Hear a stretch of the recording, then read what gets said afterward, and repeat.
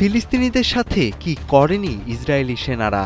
হত্যা, নৃশংসতা, এমনকি ধর্ষণও বাদ যায়নি। এসব করে এখন তারা বিবেকের দংশনের শিকার হচ্ছে। ফলে মানসিক রোগে আক্রান্ত হচ্ছে অনেকেই, আবার অনেকে আত্মহত্যা করছে। ঘটছে মানসিক বিকৃতি। গত জানুয়ারি থেকে এপ্রিল ৪ মাসে অন্তত ১০ জন ইসরায়েলি সেনা আত্মহত্যা করেছে। ২০২৫ সালে আত্মহত্যা করে ২২ সেনা, যা ১৫ বছরের মধ্যে ছিল সর্বোচ্চ। ২০২৪ সালেও আত্মহত্যা হয় ২১ ইসরায়েলি সেনা। এছাড়া পার্লামেন্টারি রিপোর্ট অনুযায়ী জানুয়ারি ২০২৪ থেকে জুলাই ২০২৫ পর্যন্ত ২৭৯ জন সেনা আত্মহত্যার চেষ্টা করেছেন।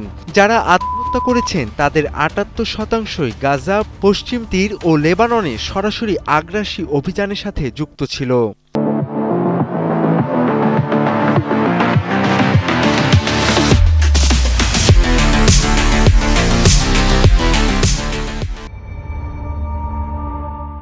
ম্যাকাবি হেলথ কেয়ার সার্ভিসের প্রাথমিক সমীক্ষা বলছে, প্রতি ৩ জন ইসরায়েলির মধ্যে একজন তীব্র মানসিক অস্থিরতায় ভুগছেন এবং তাদের জরুরি মানসিক চিকিৎসা প্রয়োজন। তবে সবচেয়ে ভয়াবহ অবস্থায় আছে দেশটির সামরিক বাহিনী। নিয়মিত ও রিজার্ভ সৈনিকদের মধ্যে পোস্ট ট্রমাটিক স্ট্রেস ডিসঅর্ডার ৪০% বেড়ে গেছে।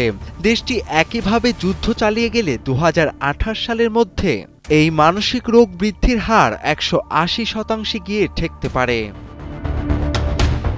মনোরোগ বিশেষজ্ঞরা বলছেন, ফিলিস্তিনিদের ওপর নির্বিচার হত্যাযজ্ঞ চালাতে গিয়েই ইসরায়েল নিজেদের এই বিপদ ডেকে এনেছে।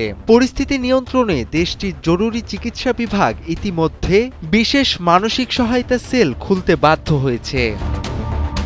তোফায়েল আহমেদ, কালের কণ্ঠ।